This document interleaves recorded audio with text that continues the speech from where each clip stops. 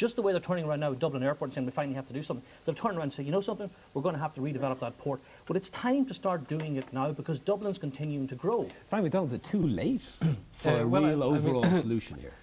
I think it probably is. I think that we, in a sense, we've missed the boat. I mean, not to go back to Jerry's port analogy, but you know, we've allowed so many facts to be created on the ground, and in a way, you know, these can't be undone. You know, there's so many housing estates all over the place.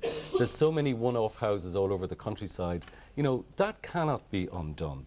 But what we need to recognise is that there's a fundamental link between how we live and how we get around.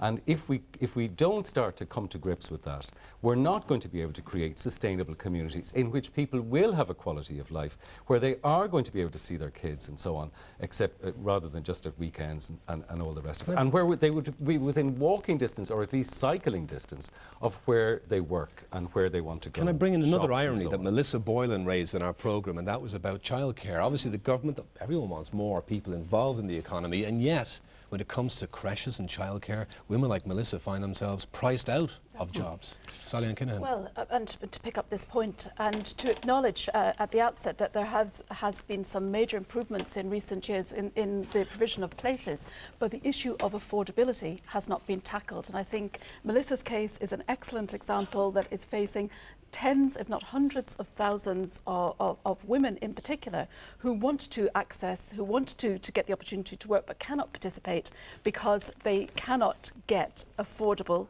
accessible childcare. And I think this is a big election that the government is going to have to confront coming up to the election. To pick up maybe on Frank's point, is it too late? I actually don't think it is too late when it comes down to some of the decisions that we need to make that requires us to change policy, to have a strategy and to make an investment in infrastructural development. And childcare is just one example of the infrastructural development that has to take place. I think in respect to childcare, one of the problems as well is that tax policy, income tax policy is skewed in terms of working, it's skewed too much in favour of working couples